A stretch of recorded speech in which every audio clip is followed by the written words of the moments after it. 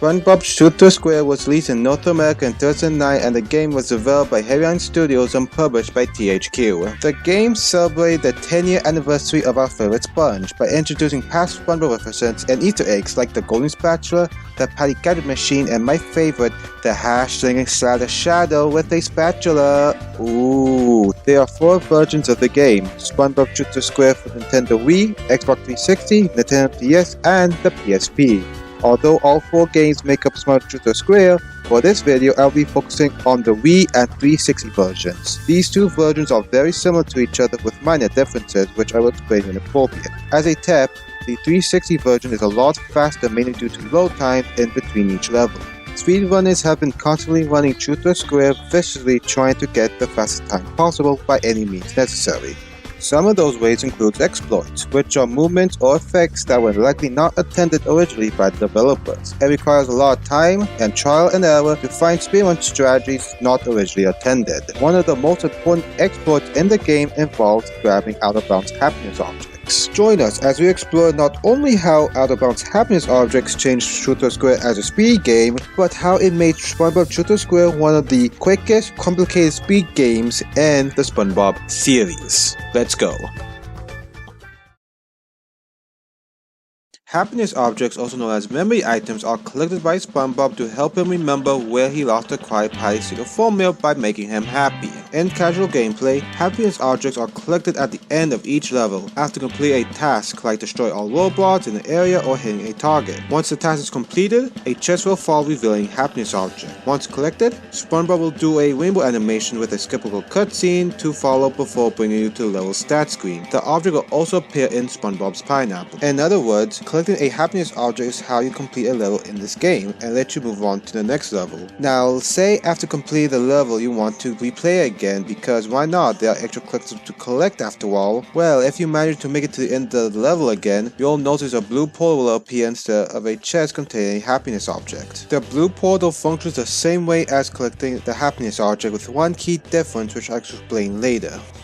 Over time, speedrunners and glitch hunters realized that this was not the only place where you can collect happiness objects. In fact, they found out there were a set of happiness objects literally right under SpongeBob's feet when he started a level. What you are looking at here is one of the earliest footage of out-of-bounds happiness objects being collected by Cole way back in 2012. As you can see, SpongeBob is at the start of the level Santa. First, he jumps onto a stack of ice cubes and later jumps over a doorway and then falls down to get out of bounds. Then he navigates to near the starting point of the level before jumping down and collects 3 what we'll be calling out-of-bounds happiness objects. And if you look close enough, a familiar rainbow animation is played just before skipping a cutscene to get to the stat screen. However, if you look even more closely, SpongeBob actually died just before the stat screen appeared. Just like that, it was possible to beat this 7-minute level in just over 1 minute, and now you can move on to the next level. Some of you might be wondering why are these objects hitting out of bounds. Well, it's actually not uncommon in video games to see certain assets heading out of bounds. This is done so the game can copy assets when it's needed instead of loading it from nowhere. I heard this is done to reduce lag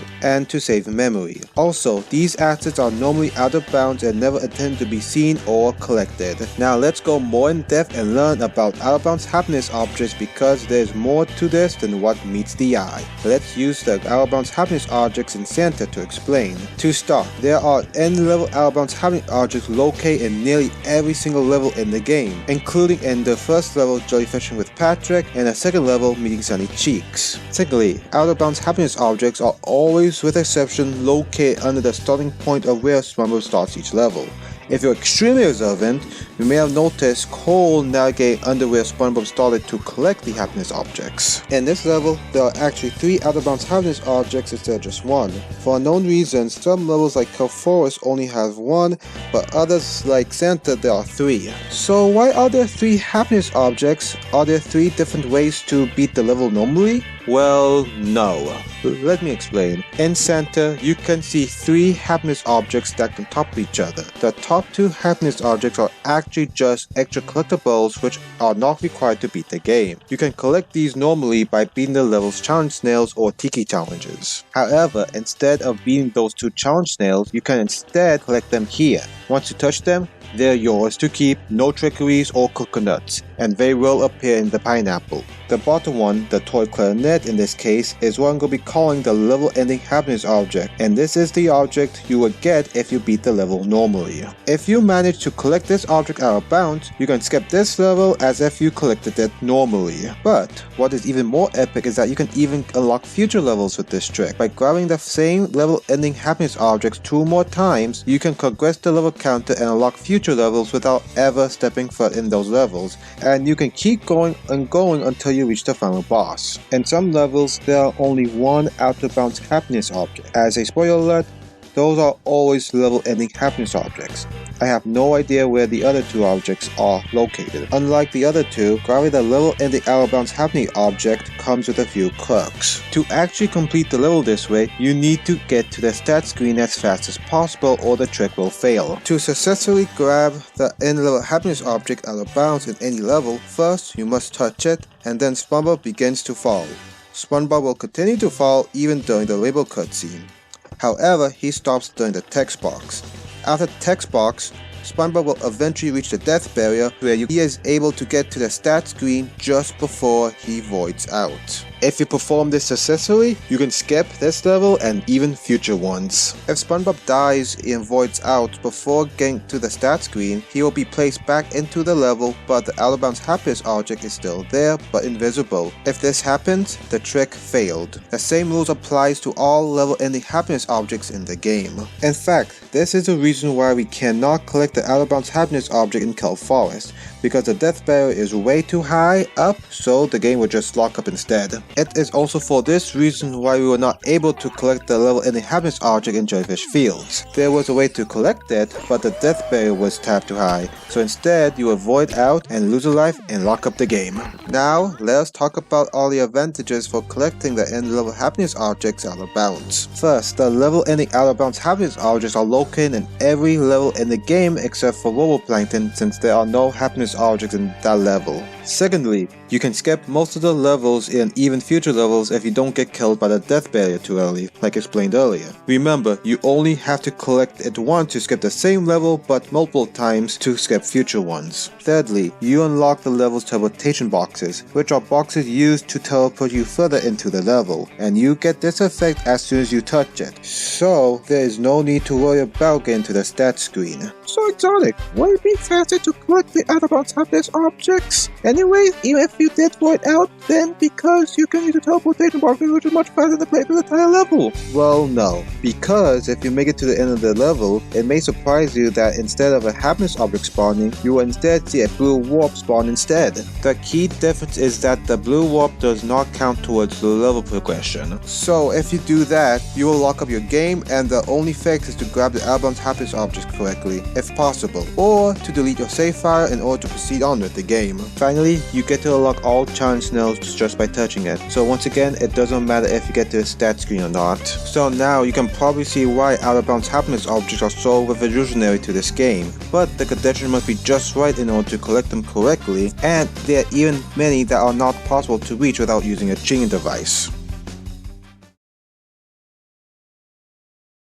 Now, since you know how out of bounds happiness objects work and how it can be useful in a speedrun, it is now time to take a look on how out of bounds happiness objects are used in Truth or Square based on the current conditions we discussed in part 1. There are 4 main categories in Spongebob Truth or Square on speedrun.com: any percent, no LSG, all happiness objects, and 100%. I think it would be a good idea to see how out of bounds happiness objects are used in each category, starting with any percent. This will also give you an opportunity to specifically see why speedrunners go for certain out of bounds happiness objects but not others. Oh, I almost forgot. I will be using debug mode to see what would happen if we got an out of bounds happiness object that was unreachable. Debug mode allows Spongebob to click through walls and fly all over the place. With debug mode activated, I can test if it would be useful to grab an in-level out of bounds happiness object by just falling onto it to see if the death barrier is low enough to get it successfully to skip levels. I can also start falling in mid-air after grabbing it to see what would happen if we were to successfully grab it if the death barrier was not so high.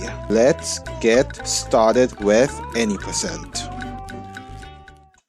The rules for any percent is to beat the game as fast as possible with any means necessary without using the cheat phone or any modifications to the game. In the early days of Truth or Square, there were really only two major tricks, Mummilair Skip and Santa Skip. Mummilair Skip is the biggest skip in the game. It involves Spongebob activating a hidden trigger hidden just above a doorway at the very start of the level, and meeting Mummilair and Barnacle Boy. The hidden trigger activates the level's final cutscene before bringing you to the level stat screen where you can complete and skip this level. Going through the trigger causes the level progression to continue. However, unlike with the out-of-bounds happiness objects, it can be performed over and over again to skip future levels, and you only have to do the trick one time to skip future levels. By the way, this is literally the easiest trick to do in the game. It is as simple as it looks. Mummilair Skip can be used to skip Mummilair, 24 hours, Cry Island, but for the final boss, you actually have to do the Mummilair Skip 2 times to unlock the final boss, for reasons which I'll explain later. Although Mummilair Skip is different from out-of-bounds happiness objects, it was worth including it in the video because the effects are very similar. The reason why I think the creators placed the trigger here is so the game would have a physical location to store the data for the level's final cutscene, and for known reasons, the data was stored right above the doorway. The reason is similar to why out-of-bounds happiness objects exist. In fact, a very similar trigger exists near the end of 24 hours. Going through it causes the final cutscene to play, and lets you complete the level the unintended way. This was actually a video I posted not too long ago, but as you can see, it's currently not possible to reach it without cheating. The other trick in the game is Santa Skip, and that is when you grab the end-level out-of-bounds happiness object. Since the death barrier is low enough, there is no problem getting it. As a quick side note, it is slightly faster to grab the bottom one in any percent. For the longest time, that was how any percent ones used to be like, since it was not known how to successfully grab any earlier out-of-bounds happiness objects until the middle of 2020, when there was finally a way to successfully grab the level ending happiness object in Jellyfish Fields. Before that, there was a way to get it, but the death barrier is too high, so the game would just lock up with the blue warp. However, in mid-2020, it was discovered that by doing a spatula slam or spin attack just before you grab the end level happiness object, Spongebob was able to linger in the air just long enough to grab the happiness object properly and skip Jellyfish Fields just before Spongebob voids out. This trick on 360 was able to bring the average time down from 29 minutes to 23 minutes.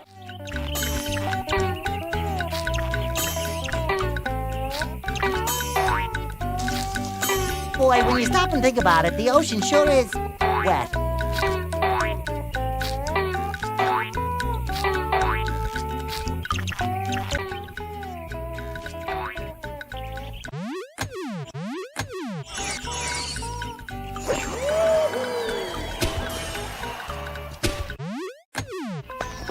I'm not gonna hurt you.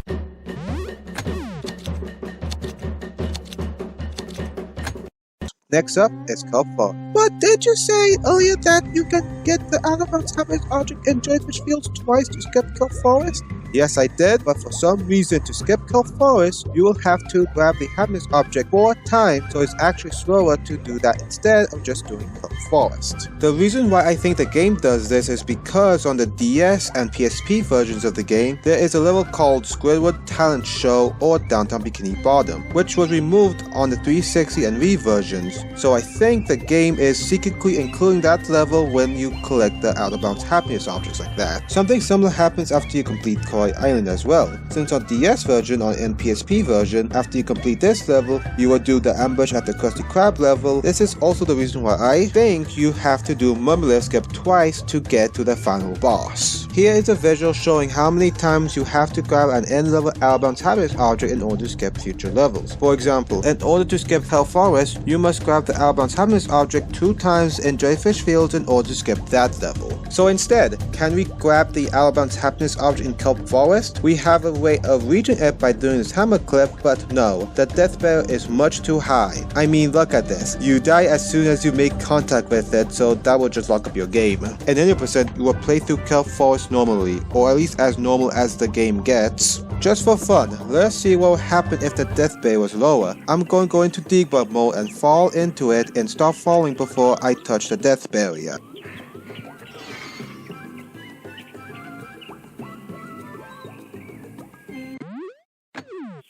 Allow me to introduce myself. And as you can see, it worked. If the death barrier was lower, you would be able to skip Kelp Forest. Next is Robopath, and it is faster to do this level than going back to Jellyfish Fields, and the Outbound Happiness Object is located right under the arena. Unfortunately, I don't know how to clip through the floor to grab it. But for fun, let us see what would happen if we did reach it and see if we would have skipped this level.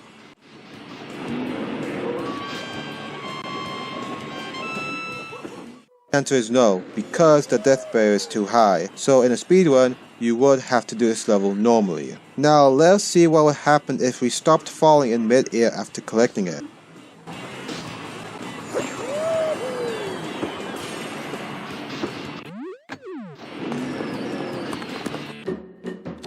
As expected, we skipped this level and unlocked the next one.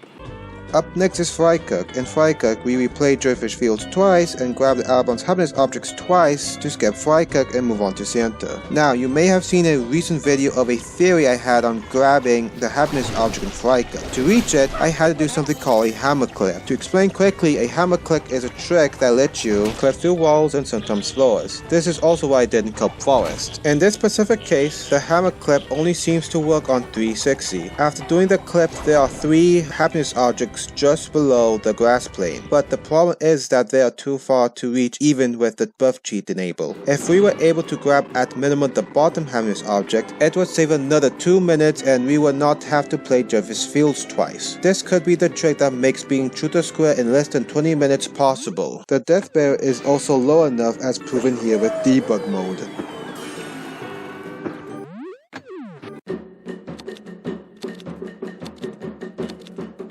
After completing Jellyfish Fields, you can grab the Outbound Happiness Object in Center and do Murmurer Skip 5 times to get to the final boss, which you would just do normally like mentioned earlier. There are no Happiness Objects in this level. You can technically use Murmurer Skip to kind of skip the final level, but the run requires you to beat the final boss and lay the final hit on Roboplankton's heart, so that would not work for any percent. As a side note, if Murmurer Skip was not a thing, we would have to instead do Center Skip over and over again until you reach the final boss. And that is any percent completed. The current world record is a 22:42 by Jaxa and Exotic Sponge, but a sub 22:30 is almost certainly possible. If someone was able to beat the game almost perfectly, I can see someone getting a sub 22:15.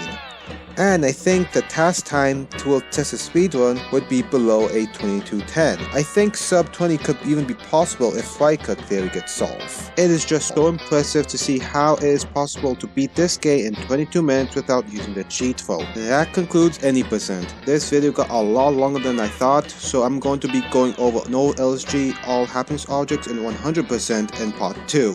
Now, this is my first time making a video like this, so I hope it was fun, educational, and enjoyable. If you have any information to share about the game or in general and how you can improve the speedrun, please feel free to join the STOS Discord. Link will be in the description below. And if you like this video, please leave a like. If you hate it, please smash the dislike button instead. But if you enjoy it, please even consider subscribing. And now join us in part 2 for some more crazy Out of Bounds madness. Ooh, somebody woke up with a case of the cranky pants this morning.